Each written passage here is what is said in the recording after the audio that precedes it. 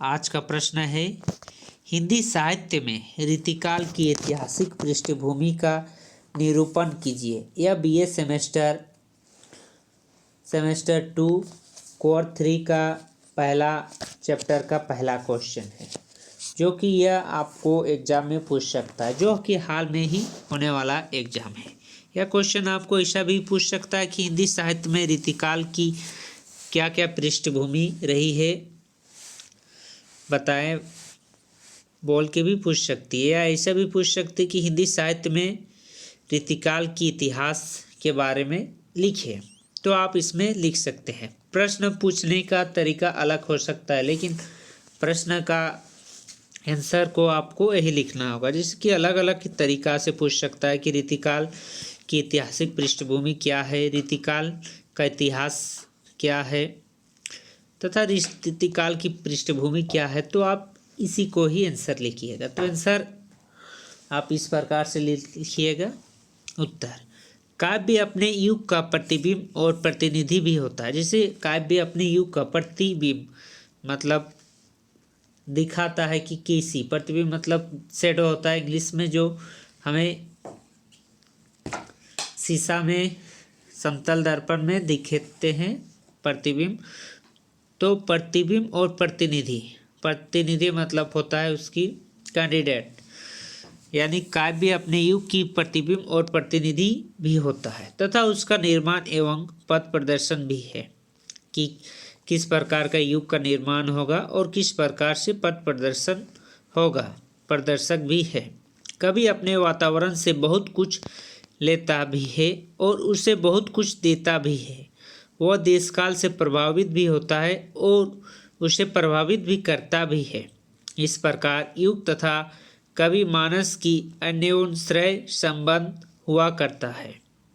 परंतु कभी कभी देखने में आता है कि किसी काल विशेष के कवियों पर केवल अपने युग का प्रभाव ही परिलक्षित होता है।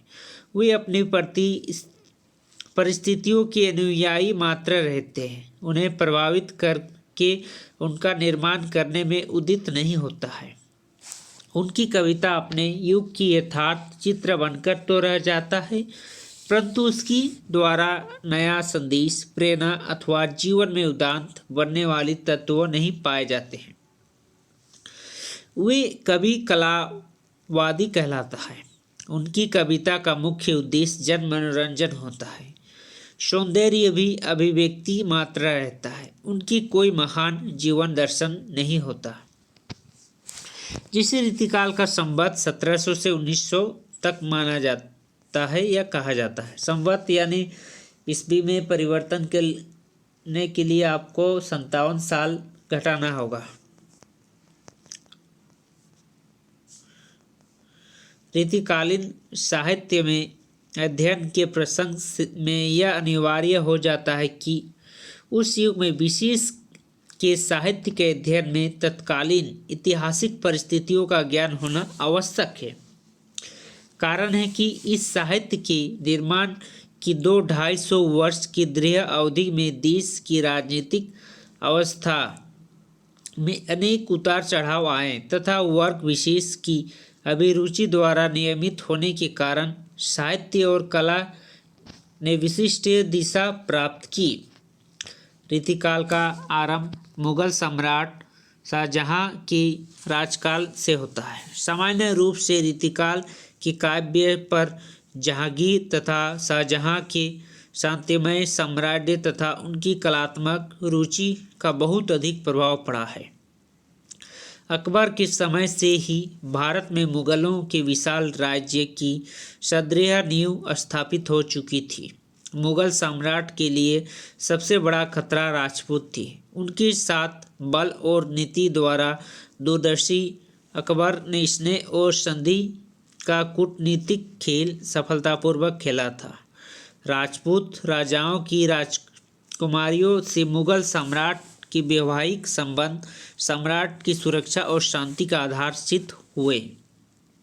जिसे रीतिकाल के समय मुगल सम्राट ने राजपूतों के साथ शादी किए, जो कि उन्हें शांति आधार सिद्ध हुए, यानी कि मुगल भी राजपूत से लड़ने नहीं लगे और मुगल राजपूत को भी आक्रमण नहीं करने लगे, क्योंकि शादी के बंधन में उन लोग बंध गए और ये शांति का आधार सिद्ध हुआ। महाकवि बिहारी का संबंध जिस अजमेर की राजघराने के साथ था, अजमेर शरीफ जो दिल्ली में है, वह केवल मुसलमानों के सामने नतमस्तक होने वाला ही प्रथम राजपुत्र वंश नहीं था, अपूर्ति उसके साथ विवाह संबंध स्थापित करने वाला भी प्रथम राजवंश था।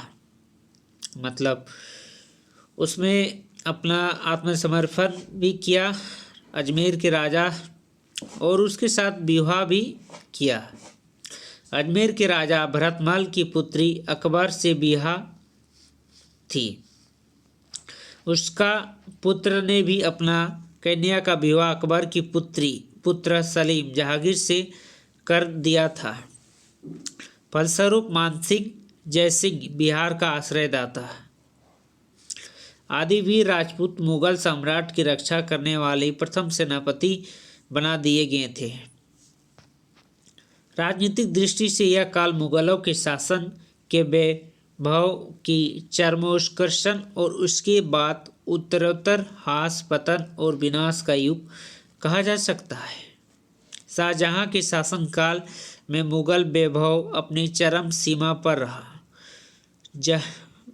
जहांगीर ने अपनी शासनकाल में राज्य का जो विस्तार किया था, शाहजहां ने उसकी वृद्धि इतनी की कि उत्तर भारत के अतिरिक्त दक्षिण में अहमदनगर, बीजापुर और गोलकुंडा राज्य तथा उत्तर पश्चिम में सिंध और लहरी बंदरगाह से लेकर आसाम में सिलहट और अफगान प्रदेश के बिल्द के किले से लेकर दक्षिण के ओसा तक एक छल सम्राट की स्थापना हो गई। राजपूतों ने भी विश्वासपात्र एवं सविभक्त सेवक होकर दिल्ली के शासन की अधीनता स्वीकार कर ली। देश में सामान्य रूप से शांति थी।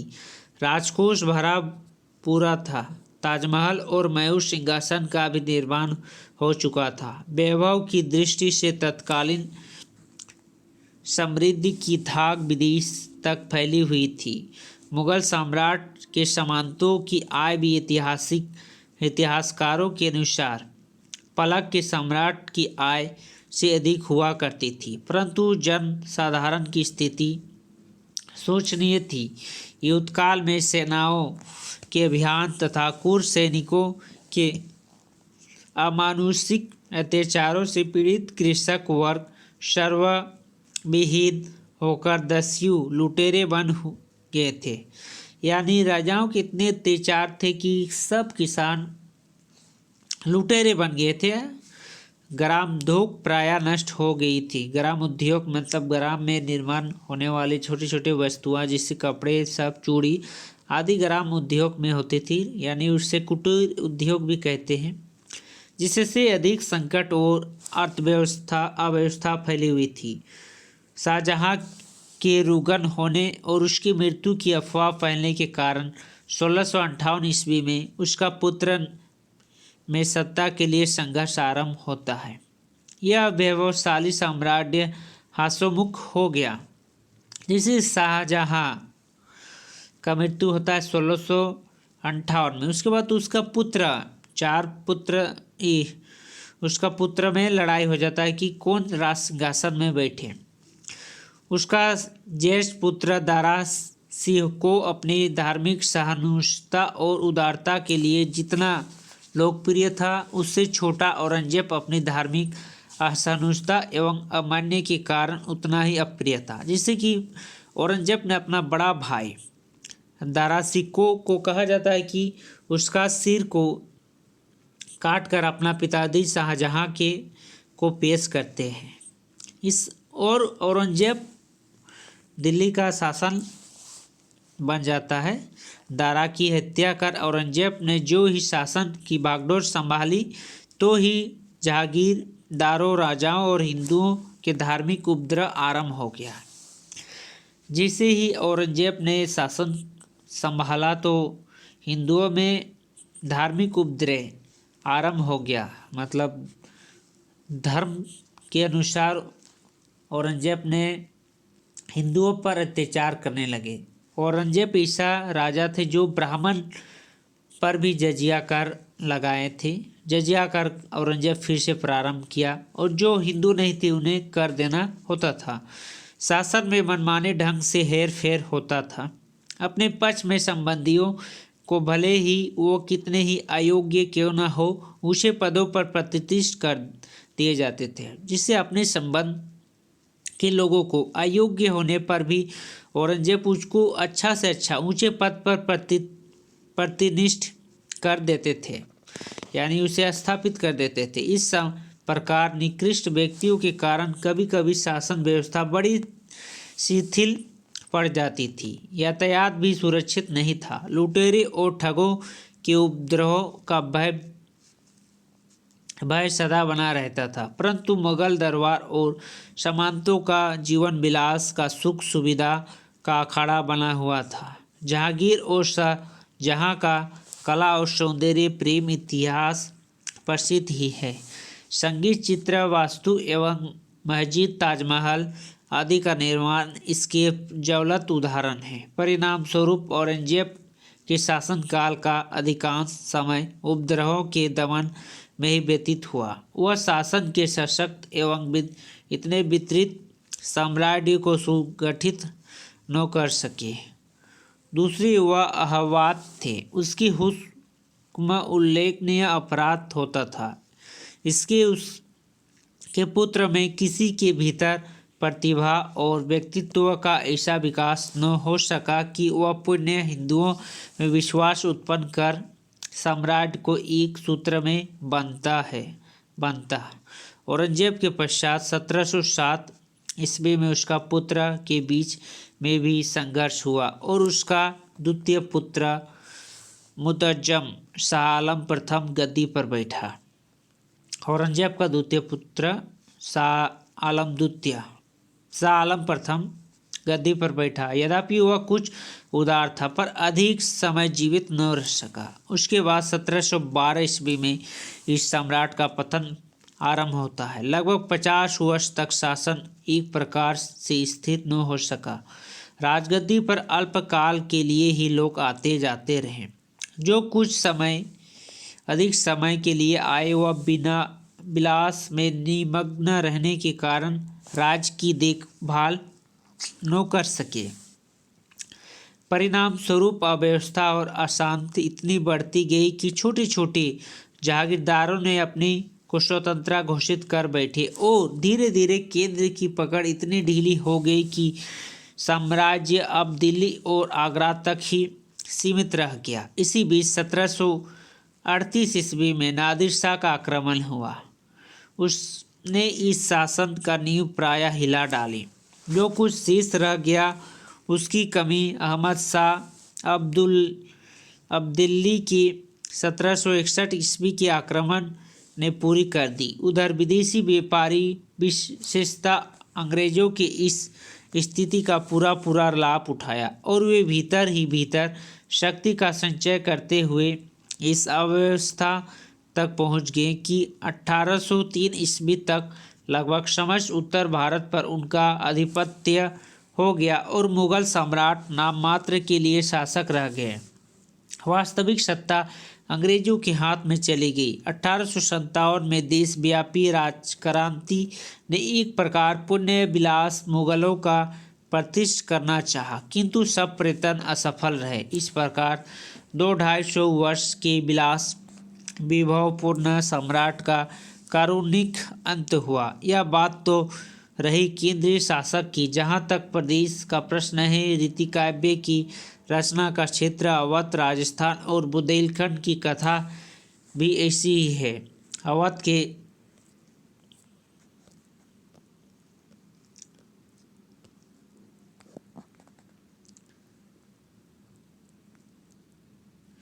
अवध के विलास शासक का अंत भी मुगल सम्राट के समान कारुणिक रहा। राजस्थान के भी विलास और बहुपत्नी प्रथा इतनी बढ़ गई कि औरंगजेब के बाद राजपुरुष कुचकों षड्यंत्रों और अतिरिक्त कलह के शिकार होकर इतने निर्वन्य होते गए कि पतनोन्मुख अव्यवस्थित मुगलों से अपना पुराने गौरव और राज्य को भी प्राप्त न कर सके। हाँ, बुंदेलों ने अवश्य ही मरहटों के साथ लाभ उठाने का प्रयत्न किया, पर राजपूतों के ये अहंकार एवं पारंपरिक विद्वेष के कारण पूर्ण सफलता प्राप्त करने में असमर्थ रहे। इस प्रकार मुगल सम्राट के समान ही हिंदू राजवाड़ों और अवध के नवाबों का अंततः अपने कारुणिक अंत देखना पड़ा। इतिहासकार वेनियल ओरामानुजी ने तत्कालीन मुगल शासकों के ऐश्वर्य एवं विलास का विस्तार से वर्णन किया है। उनके मतानुसार शाहजहां अत्यंत कामुक प्रकृति का लोलुप व्यक्ति थे। उनके अंतःपुर में सैकड़ों बेगमों और सुंदर युवतियां भरी हुई थी। सूरा और सूरा ही उनके विलास का आधार था। उच्च कर्मचारियों की पत्नियां एवं अपनी पुत्री जहां आरा तक के संबंध में शाहजहां के अनुचित प्रेम की भी कुछ कथाएं प्रचलित हैं। सम्राट का प्रभाव सामंतों पर न पड़ता, यह असंभव था। फलस्वरूप नवाब, राजाओं, जहागीरदारों तथा राजदरबारियों से संबंध उच्च वर्ग के प्रतिष्ठित नागरिकों के घरों में नैतिक पतन तथा दुराचार व्यभिचार के नाटक दिनों रात खेले जाते थे। स्त्री पुरुष दोनों मदिरा पान करते थे। भिन्न भिन्न जातियों की सैकड़ों रचिकाएं, वेश्याएं, नर्तकियां तथा दूतियाएं उस समय के रंगीन अंतःपुरों का प्राण थी। राजदरबारों में शूर सुंदरी के साथ साथ संगीत और साहित्य का भी विलासकार साधन स्वीकार किया जाता था। श्रृंगार रस की काव्य धारा असह्य रूप में बहती थी। कविता राजश्रित होकर सम्राट के सामंतों में निकृष्ट रुचि का दर्पण बन गया था। राजपूत जौहर का अभिमान करने वालों की दशा भी इससे भिन्न नहीं थी। कहते हैं कि सवाई राजा जयसिंह के उत्तराधिकारी पैरों में घूंघट बांधकर अंतःपुर में नृत्य किया करते थे। यही स्थिति औरंगजेब के नपुंसक, अयोग्य और पतित उत्तराधिकारियों की भी थी।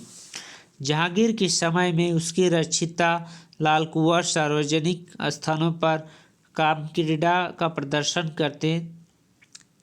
करती थी। एक इतिहासकार के शब्दों में, गिद्धों की नीड़ों में उल्लू रहने लगे थे और बुलबुलों के स्थान कौवे ने ले लिया था। यानी इसे शॉर्ट में कहे तो हिंदी साहित्य में रीतिकाल की ऐतिहासिक पृष्ठभूमि में जिसे औरंगजेब आते हैं, औरंगजेब का पुत्र, उसके बाद रीतिकाल का स्टार्ट हो जाता है। उससे पहले ही तो वहाँ के राजाओं में भोग विलास का ही गुणगान था। कोई राजा अपने पत्नी तथा अपने बेटियों से भी संबंध रखते थे, यानी भोग विलास। वीरता छोड़ राजाओं के पुत्र ने अपने पैरों पर घुंघरू बांधकर भोग विलास, संगीत आदि किया करते थे रीतिकाल में प्रमुखता। तो इस प्रकार के थे रीतिकाल।